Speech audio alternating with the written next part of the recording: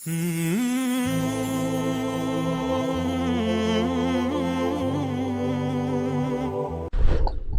اللہ الرحمن الرحیم والصلاة والسلام علی رسولہ الکریم وعلی آلہ وصحبہ اجمعین، اما بعد۔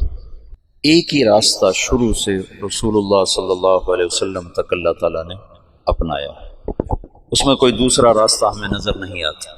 علماء ہر دور میں تھوڑے ہوتے ہیں، اور اس دور میں اور بھی تھوڑے تھے، ایسے مدارس نہیں تھے، ایسے کھلے عام علم کا نظام نہیں تھا۔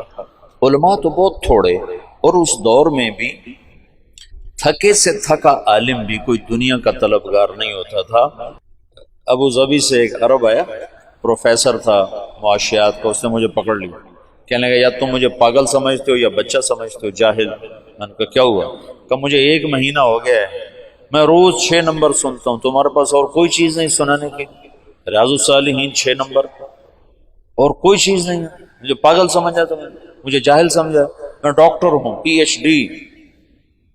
جب ان کا غصہ اتر گیا تو میں نے کہا یہ آپ کو کسی نے غلط بتایا کہ تبلیغ کا موضوع علم کی کثرت ہے؟ 40 دن میں آپ کیا علم سیکھ سکتے؟ 40 سال بھی لگائیں تو تھوڑے۔ علم کا موضوع تو صفات میں ترقی ہے، ایمانیات میں ترقی ہے، اور صفات کی ترقی محسوس نہیں ہوتی۔ آج میں نے آپ کو نئی حدیث سنائی، آپ کو پتہ چل گیا، لیکن آپ پہلے سے صبر میں آگے بڑھے اس کا تو آپ کو نہیں پتہ چل سکتا۔ صفات کی ترقی غیر محسوس ہوتی ہے، پتہ نہیں چل رہا ہوتا۔ درخت روزانہ بڑھتا ہے، کبھی محسوس ہو؟ آپ کے سامنے بڑھ کے پورا پودا پورا درخت بن جاتا ہے، آپ کی گود کا بچہ کھیلتے کھیلتے کھیلتے کھیلتے کھیلتے جوان ہو جاتا ہے، لیکن کبھی پتہ نہیں چلتا کہ آج 1 انچ بڑا ہے، آج 2 انچ بڑا ہے، آج آدھا انچ بڑا ہے، آج 4 انچ بڑا ہے۔ وہ روزانہ ترقی کرتا ہے۔ ایمانی صفات آہستہ آہستہ ترقی کرتی ہیں، نظر نہیں آتی۔ اور تبلیغ میں نکلنے کا موضوع صفات میں ترقی ہے، نہ کہ علم میں ترقی۔ علم کے لیے مدارس ہے، صفات میں ترقی کے لیے مجاہدے ہیں، ناگواریاں ہیں۔ تو تبلیغ کا جو موضوع ہے وہ صفات میں بڑھوتری۔ میں ایک سفر کر کے آیا 1 مہینے کا، بہت زندگی کا اوکھا ترین سفر تھا وہ۔ تو میں رائے منڈ میں ایسے بیٹھا تھا، 3 چلے کی بات، تو ایک میری 18 سال عمر تھی، تو ایک صاحب میرے پاس بیٹھے تھے، کہنے لگے بیٹا کہاں سے آئے ہو؟ میں نے کہا جی میں ادھر گیا تھا قصور کی طرف، 1 مہینے کا سفر۔ کیا سیکھا؟ کیا سیکھا؟ کچھ نے کہ کیا سیکھا؟ اور جو میرے ساتھ گئے تھے سب ان پڑھ، سارے ان پڑھ، امیر بھی ان پڑھ، اور روزانہ لڑتے تھے۔ عجب لڑائی تھی، جماعتوں میں لڑائی ہوتی ہے، سالن اچھا کیوں نہیں بنایا؟ وہ لڑتے تھے سالن اچھا کیوں بنایا، اس پہ لڑتے تھے۔ آج آلو زیادہ کیوں ڈالیں، آج دال زیادہ کیوں ڈالیں۔ ایک پٹھان کہتا تھا میں نے چائے نہیں پینی، میرے 4 آنے روزانہ واپس کیا کرو۔ 4 آنے کی چائے کی پیالی ہوتی تھی، اگر میرے 4 آنے واپس کیا کرو۔ ایک تھا رنگڑ، اس کا نام تھا سلیمان، وہ بریلویوں کی مسجدیں جہاں جائے وہ اذان دینا شروع کرتا، اس کو امیر اور اس کی روزانہ لڑائی ہو۔ وہ کہے تو نے رائے منڈ میں سونا نہیں تھا اذان نہیں دینی، مسجد کے کام میں دخل نہیں دینا؟ وہ کہے رائے منڈ والے کو ٹھیکیدار جو اذان دے گا اس کی گردن اونچی ہوگی میں دوں گا۔ اب وہ بسی والوں کی لڑائی ہو گئی، تو نے اذان کیوں دی؟ وہ امیر اس سے لڑے، تو نے اذان کیوں دی؟ اس پہ دونوں کے آپس میں گتھم گتھا۔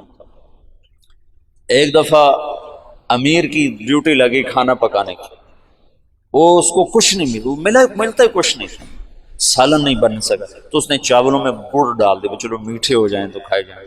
تو ایک ڈیرہ اسماعیل خان کا، تو اس نے ڈوئی اٹھا کے جو ماری نا اس کو کہ تو نے میٹھے چاول کیوں بنائے، ہم قرضہ لے کے آئے ہیں، تم نے اتنا پیسہ کیوں خرچ کیا؟ یہ سفر تھا، تو اس میں کیا سیکھتا؟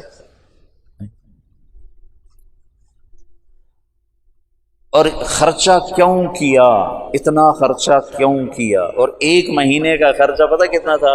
کرایہ ملا کر رائے منڈ سے رائے منڈ 27 روپے، 27 مجھے آج تک یاد ہے۔ 1 مہینے کا سفر، اور ہم رائمنڈ سے چلے قصور، قصور سے چلے مائرابو، دیپال پور کی طرف ایک جگہ تھی، وہاں سے پیدل چلے اور کوئی 30 40 50 کلومیٹر کا سفر کر کے ہم دوبارہ قلعہ سوندا سنگھ، وہ دیپال پور کے بالکل ساتھ ایک اڈا آتا ہے، وہاں پہنچے، وہاں سے پھر واپس قصور، قصور سے رائمنڈ۔ اس سارے میں کرایہ شامل تھا، اور کھانا ہم روزانہ خود بناتے تھے۔ پورے سفر میں شاید 1 یا 2 ہماری دعوتیں ہوئیں، اور وہ ہمارا ٹوٹل 27 روپے خرچ آیا تھا، اور اس پر بھی روزانہ لڑائی ہوتی تھی کہ تم نے آج سالن اچھا کیوں بنا۔ وہ عجب سفر تھا۔ تو اس میں سیکھنے کے لحاظ سے تو کچھ بھی نہیں، تمہارا ذہن ہے معلوماتی، تمہیں کوئی نئی نئی چیزیں معلوم ہو تو تم ایسے کر کے بیٹھتے ہو، ایسے کرتے، اور ایک ہی چیز دہرائی جائے تو تم یوں بیٹھتے ہو، یہ کیا ایک ہی بات دہرائی جا رہی، ایک ہی بات، یہ تو مجھے پتہ ہے، یہ تو مجھے آتی ہے، یہ تو مجھے معلوم ہے۔ صفات میں ترقی ہوتی ہے اسی صفت کو بار بار سننے سے، اسی کو بار بار بولنے سے۔ علم کی ترقی کے لیے ہے مدرسہ، تبلیغ صفات میں ترقی کا سفر ہے۔ ایمان کو روز سنو تاکہ ایمان بڑھے، نماز کو روز سنو سناؤ تاکہ نماز بڑھے، علم کو روز فضائل کو سنو تاکہ عمل کا شوق پیدا ہو، روز ذکر کرو تاکہ اللہ سے تعلق پیدا ہو، روز اپنے اخلاق سنو سناؤ تاکہ تواضع پیدا ہو، روز اپنی نیت کے بارے میں سنو تاکہ نیت اچھی ہو۔ یہ ایک چیز کو بار بار سنو۔ کہنے لگا آپ نے کیا سیکھا؟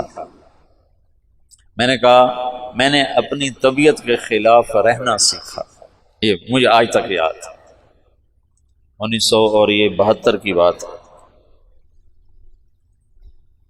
میں نے کہا میں نے اپنی طبیعت کے خلاف رہنا سیکھا کہ وہ 1 مہینہ میرا 1 منٹ دل نہیں چاہتا تھا ان کے ساتھ وقت گزارنا، کیونکہ میں کالج سے نکلا، میں نے ان کو دیکھا سارے ان پڑھ دیہاتی، تو میرے جی میں آیا یہ مجھے کیا سکھائیں گے، ان سے تو پہلے ہی زیادہ میں جانتا ہوں، معلوماتی ذہن، معلوماتی۔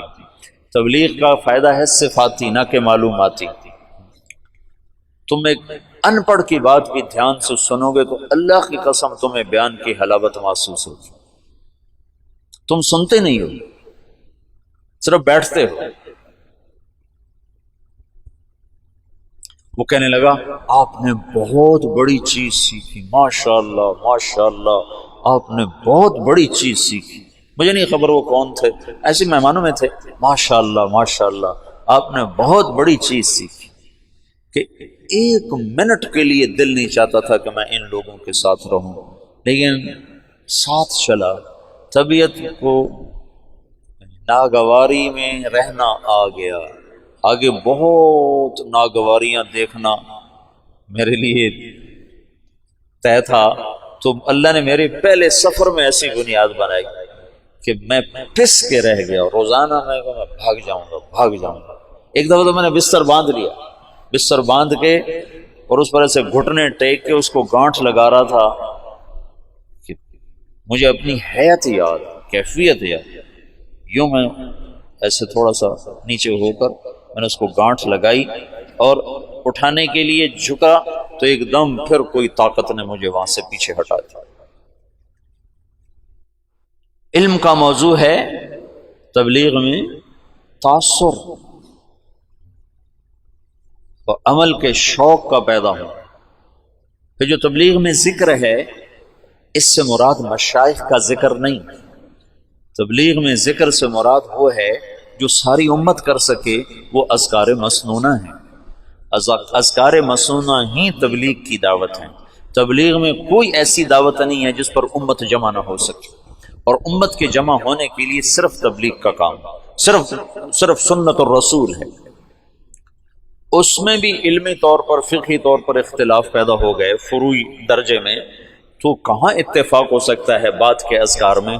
صبح شام کی دعائیں یہ ذکر ہے، اذکار مسنونہ یہ ذکر ہے، موقع کی دعا یہ ذکر ہے، قرآن کی تلاوت یہ ذکر ہے، دعا یہ ذکر ہے، اور اللہ کا دھیان بذات خود ذکر ہے۔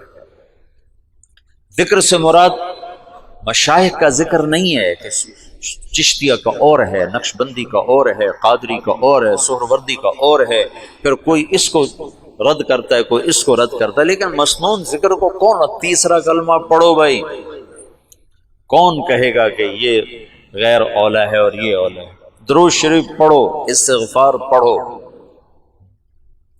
اس میں مولا منظور نعمانی رحمت اللہ علیہ نے لکھا ہے کہ کتنے ظلم و ستم کی بات ہے کہ مشائخ کے ذکر کو ذکر سمجھتے ہیں اور رسول اللہ کے بتائے ہوئے ذکر کو ذکر ہی نہیں سمجھتے، اور مشائخ کا ذکر کرنے کے لیے تو اہتمام سے بیٹھتے ہیں اور رسول اللہ کا ذکر کرنے کے لیے اہتمام نہیں کرتے، حالانکہ مشائخ کے ذکر میں ولایت کا نور ہے اور میرے نبی کے بتائے ہوئے ذکر میں نبوت کا نور ہے۔ کہاں نور نبوت، کہاں نور ولایت، کہاں سورج، کہاں ستارہ؟ ستارہ تو نظر ہی نہیں آتا۔ میں صبح شام کی دعاؤں کا اہتمام کرتا ہوں، جب سے میں نے ادب المفرد پڑھی 1974 سے۔ مولانا نذر الرحمان صاحب نے ارشاد فرمایا کہ بچوں یہ وقت ہے، ابھی یاد کر کے پڑھنا شروع کرو، تمہیں شیطان کہے گا جب فارغ ہو جائیں گے نا پھر یاد کر کے پڑھیں گے، پھر تم ساری زندگی نہ پڑھ سکو گے۔ جیسے کئیوں کو شیطان یہ چکر دے سکتا ہے جب فارغ ہو جائیں گے نا پھر تبلیغ کریں گے، پھر تم تبلیغ سے فارغ ہو جاؤ گے، تبلیغ کے نہیں ہو، نہ علم کے ہوگے نہ تبلیغ کے ہوگے۔ تو میں نے صبح شام کی دعاؤں کا اہتمام شروع کر دیا، لیکن موقع موقع کی دعا میرے ذہن سے ذہول تھا، میں نہیں پڑھا کرتا تھا۔ ہاں باقی تسبیحات کا، تلاوت کا اہتمام تھا۔ جب میں مولانا سعید خان صاحب کی صحبت میں آیا تو میں نے دیکھا کہ وہ شخص چلتا پھرتا ذکر تھا، ہر موقع کی دعا، ہر موقع کی دعا۔ تو پھر میں اس کے بعد موقع موقع کی دعائیں، مجھے اللہ کا فضل ہے بہت سی یاد تھیں، کچھ یاد نہیں تھیں، تو پھر میں نے اس کا، ان کو دیکھ کر مجھے یہ تھا، میں ان کے ساتھ ایسے داخل ہوا۔ 1985 میں وہ تشریف لائے پاکستان، ان کو سعودی حکومت نے ان سے وہاں کی سعودی جنسیہ نیشنلٹی واپس لے لی، ان سے تحریر کروا رہے تھے کہ تم لکھو کہ میں تبلیغ نہیں کروں گا۔ ان کا میں یہ نہیں لکھتا، کہ پھر ہمارا پاسپورٹ واپس کرو، ان کا یہ تمہارا پاسپورٹ۔ تو انہوں نے اسی وقت ان کو جہاز پہ چڑھایا، تو یہاں کراچی میں ان کو انہوں نے بھیج دیا۔ تو ہمارے دوستوں نے اسی دن ایک ہفتے کے اندر اندر ان کا شناختی کارڈ، پاسپورٹ بنوا کر ان کو پاکستانی شہریت دلوا دی۔ تو ان کو تو اس کا ساری زندگی رنج رہا کہ میرا مدینہ چھوٹ گیا، لیکن ہمیں بہت بہت نفع ہوا، اور ہمیں سے مراد میں نہیں، لاکھوں انسانوں کو ان سے نفع ہوا ان کے اس ہجرت کے سفر کی وجہ سے۔ اگرچہ ان کی واردات تھی کہ میں ایک دفعہ قطر میں ہم اکٹھے بیٹھے تھے تو بڑے ایسے یوں کر کے بیٹھے ہوئے تھے، تو بھائی واصف کہنے لگے مولانا بڑے غمگین نظر آ رہا ہے۔ میں نے کہا چہرہ تو ایسا ہی نظر آ رہا ہے۔ تو واصف منظور نے پوچھا حضرت کیا بات ہے، آپ بڑے غمگین نظر آ رہے ہیں؟ فرمانے لگے مدینہ یاد آ رہا ہے۔ تو اللہ نے ان کو مدینے کی موت عطا فرمائی، معجزانہ معجزانہ اعجاز تھا وہ ان کا مدینے میں رہنا۔ اوہو، میں ان کے ساتھ آ رہا ہوں، مسجد سے ہم آ رہے ہیں، تو عربوں کے کمرے میں ایک کمرہ ان کے لیے تھا۔ پہلے تو ایک کونے میں ان کو بٹھا دیا تھا، پھر اس کے بعد ایک کمرہ ان کے لیے بنایا، اس میں ان کو رکھا۔ تو وہ اس کمرے میں داخل ہونے لگے۔ اب مسجد سے نکل کر عربوں کے کمرے میں جب داخل ہوئے تو ان کا اللہم انی اسألک خیر المولج و خیر المخرج، بسم اللہ ولجنا بسم اللہ خرجنا وعلی اللہ ربنا توکلنا۔ میں نے جب یہ سنا تو مجھے ایک کرنٹ لگا کہ یہ شخص ہر موقع پر دعا پڑھتا ہے، ہر موقع پر جو دعا مسنون تھی ایک دم ان کے منہ سے نکلتی تھی۔ اس کو تبلیغ میں ذاکر کہتے ہیں، یہ ہے ذکر والا۔ ایک عالم نے مولانا سعید خان صاحب کو خط لکھا کہ میں ذکر کو، تعلیم کو، تبلیغ کو جمع کر کے چل رہا ہوں۔ تو مولانا سعید خان صاحب نے اس کا جواب لکھوایا جو میں نے خود پڑھا کہ تبلیغ کے کام کے ساتھ صحابہ والا علم اور ذکر تو جڑ سکتا ہے، بعد کے مشائخ کا علم اور ذکر تبلیغ کے ساتھ نہیں جڑ سکتا، کہ صحابہ کا علم اور ذکر تبلیغ کے ساتھ نقل و حرکت میں تھا، اور بعد کے دور کے علم اور ذکر کا تقاضا بیٹھنے کا ہے اور تبلیغ کا تقاضا چلنے کا ہے، تو ان دونوں میں جوڑ ہو نہیں سکتا۔ حضرت رائے پوری رحمۃ اللہ فرمایا کرتے تھے میرا تمہارا جوڑ کیسے بیٹھ سکتا ہے؟ میں کہتا ہوں بیٹھو بیٹھو بیٹھو، تم کہتے ہو نکلو نکلو نکلو، میرا تمہارا جوڑ کیسے ہو سکتا؟ تو ذکر سے مراد ذکر مسنون ہے، ذکر دعا ہے، ہر موقع کی دعا تمہاری زبان پر اپنے آپ جاری ہو جائے۔ حسن حسین میں ایک نظر ڈال لو، تم سارے عربی پڑھے ہوئے ہو اور ماشاءاللہ سارے اچھے ذہن کے بچے ہو، چند دن اہتمام کرو گے پھر تمہیں اسکو یاد ہو جائے۔ مولانا کو دیکھ کر میں موقع کی دعاؤں کا عادی ہوا، ورنہ پہلے عادت نہیں تھی، صرف کھانے کی دعا، سونے کی دعا بس۔ لیکن ان کو دیکھا کہ ہر موقع پر دعا پڑھتے تھے، ہر موقع پر دعا پڑھتے تھے، یہ ذکر ہے۔ نظام الدین میں ہم تھے تو وہاں اب بھی سورہ یاسین کا ختم ہوتا ہے، مغرب کے بعد پھر دعا ہوتی ہے، پھر اس کے بعد کاروزاری ہوتی ہے۔ تو میں مولانا کے ساتھ تھا وہاں، نظام الدین بھی رہا، میں کافی عرصہ مولانا کے ساتھ 1 مہینہ پورا ساتھ رہا۔ تو دعا شروع ہوئی تو میں بھاگ کے گیا، مولانا زبیر صاحب نے دعا کروائی تھی۔ دعا سے فارغ ہو کر میں کمرے میں آیا، میں نے کہا آپ دعا میں نہیں شریک ہو؟ کہنے لگے جو چیز صحابہ کے دور سے ثابت نہ ہو میری طبیعت اس کی طرف چلتی نہیں، میری طبیعت اس کی طرف چلتی نہیں۔ یاسین کا ختم، اس کے بعد دعا، یہ مشائخ کا ترتیب تو ضرور ہے تو اس کا انکار نہیں ہے، لیکن میری طبیعت ادھر چلتی ہے جو چیز صحابہ سے ثابت ہے، امت اس پہ جمع ہو سکتی۔ تو تبلیغ کا ذکر، یہ 3 تسبیحات، صبح شام کی دعائیں، موقع کی دعا، اور یہ ہاتھ اٹھا کے دعا مانگنا اور قرآن کی تلاوت، یہ ذکر ہے۔ چوتھے نمبر کا منتہا ہے کہ تم برے کے سامنے، برائی کے سامنے، برا کرنے والے کے سامنے صبر کر جاؤ، چپ کر جاؤ، یہ اس کی ابتدا ہے۔ اور اس کی انتہا ہے کہ تم اس کے ساتھ وہ کرو جو اللہ کہتا ہے باللتی ہی احسن، باللتی ہی احسن فاصدق صدیقک ان صدقت صداقتا۔ یہ علامہ دمیری نے ایک شعر نقل کیا ہے بڑا خوبصورت، آخری مصرع میرے ذہن سے نکل گیا کہ دوست کے ساتھ دوستی نبھا اور دشمن کے ساتھ وہ کر جو اللہ کہہ رہا ہے باللتی فاذا الذی فادفع عدوک باللتی فاذا الذی فاصدق صدیقک ان صدقت صداقتا فادفع عدوک باللتی فاذا الذی۔ یہ جملہ اس شاعر کی فصاحت کی چوٹیوں کو بیان کرتا ہے کہ اس نے آیت کو کیسے فٹ کیا ہے۔ فاصدق صدیقک ان صدقت صداقتا فادفع عدوک باللتی فاذا الذی۔ واہ کیا کمال کرتا کہ یار سے یاری نبھا، یہ ہے اخلاق کا ابتدائی درجہ، چوتھے نمبر کا ابتدائی درجہ۔ اور چوتھے نمبر کا اعلیٰ درجہ کیا ہے؟ فادفع عدوک باللتی فاذا الذی، فاذا الذی بینک وبینہ عداوۃ کأنہ،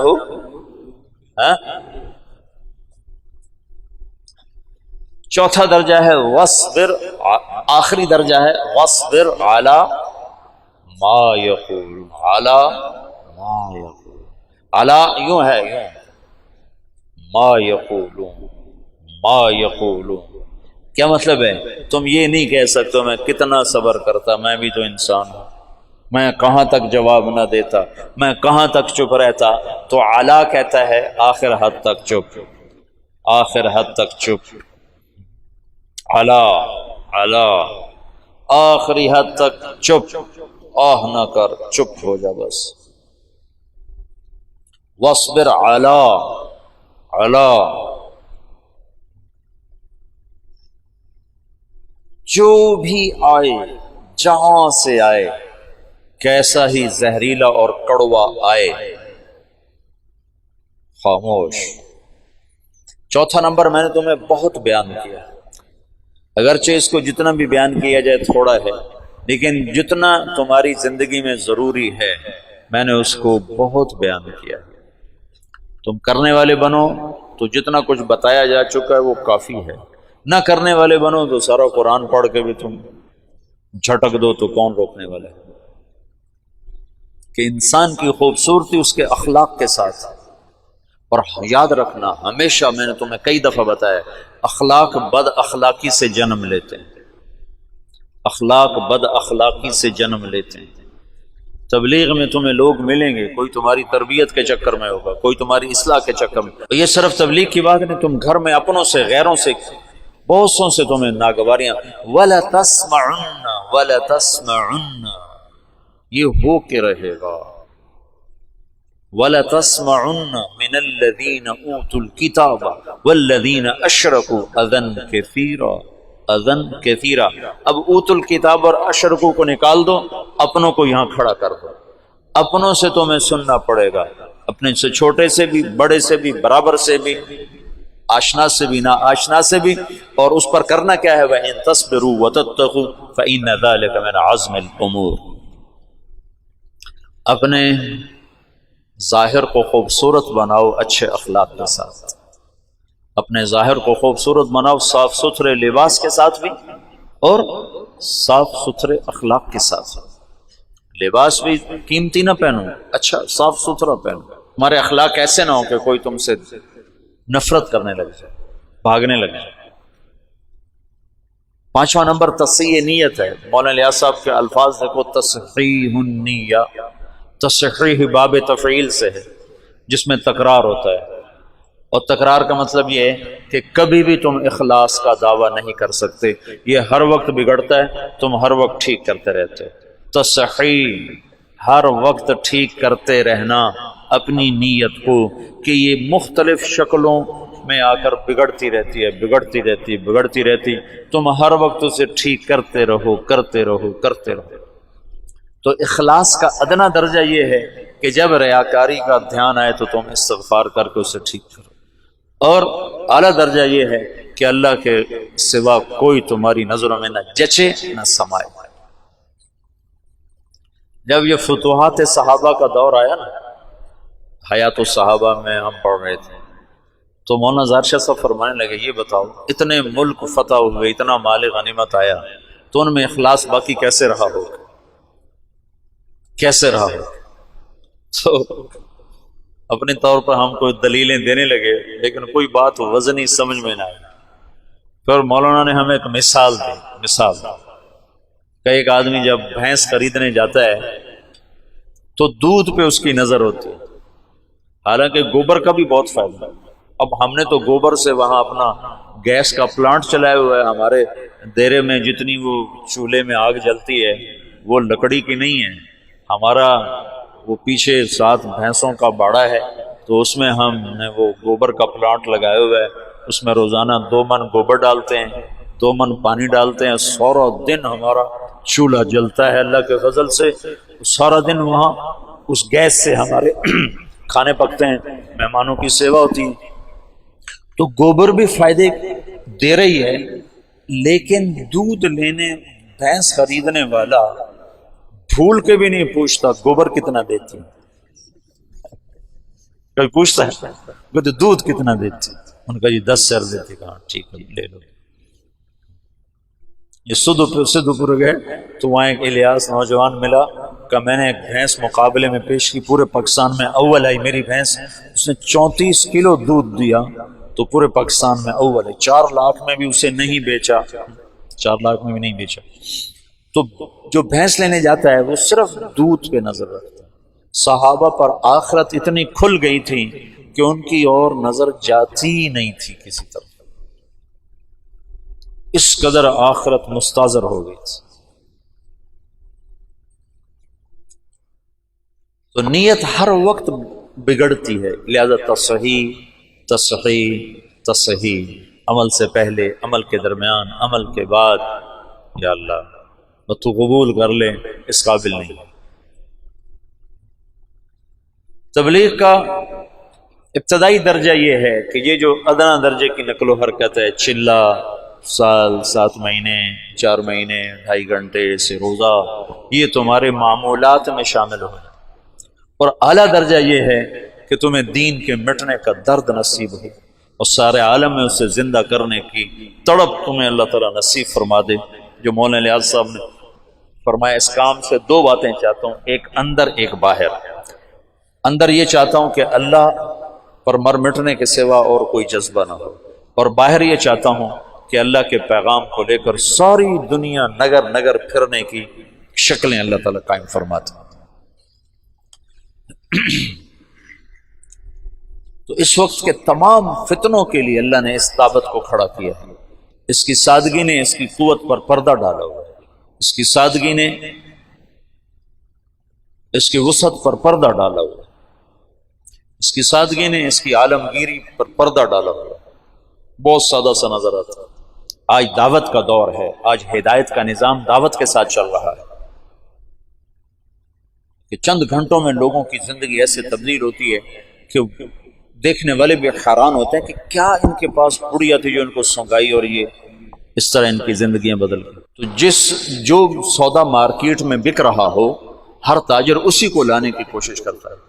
تو اس وقت تبلیغ کا سودا مارکیٹ میں بک رہا ہے، اسی کو بڑھانے کی کوشش کرو تاکہ تمہارا قیامت کے دن اجر بھی بڑھے، اللہ کا قرب بھی بڑھے، اللہ کے رسول کی محبت بھی بڑھے، تم انسانیت کی ہدایت کا ذریعہ بن کے قیامت کے دن اٹھو، تو یہ زیادہ بہتر ہے۔ تو یہ میں ایک تسلسل کے ساتھ پچھلے کوئی 8 دن تم سے بات کرتا رہا، یہ اختتامی مجلس تھی۔ یہ اتنا بڑا مضمون ہے کہ مولانا الیاس صاحب رحمۃ اللہ علیہ اس کو 18 برس بیان کرتے رہے، نہ ختم ہوا۔ مولانا یوسف صاحب 21 برس بیان کرتے رہے، نہ ختم ہوا۔ مولانا عمر صاحب رحمۃ اللہ علیہ 32 برس اس کو بیان کرتے رہے، نہ ختم ہوا۔ یہ تو نہ ختم ہونے والی چیز ہے، یہ تو بڑا مضمون ہے، میں کتنا بولوں، اس کی کوئی انتہا نہیں ہے، لیکن جتنا ضروری تھا وہ میں نے بتا دیا ہے۔ کرو گے نفع پاؤ گے، نہیں کرو گے فقیرانہ آئے صدا کر چلے، میاں خوش رہو ہم دعا کر چلے۔ ہمارا کام تو صدا لگانا ہے، آگے کوئی لے نہ لے اس کے اپنے مرضی ہے، دامن کھولے یا سمیٹے، دل کے دریچوں کو کھولے یا بند کرے، اس کا اپنا کام ہے۔ لیکن جہاں تک صدا لگانے کا کام ہے تو میں نے اپنی ہمت سے بڑھ کر تم سے بات کی ہے۔ اب آگے کرنا نہ کرنا تمہارے اپنے ظرف کی بات ہے، تمہارے اپنے لینے کی بات ہے۔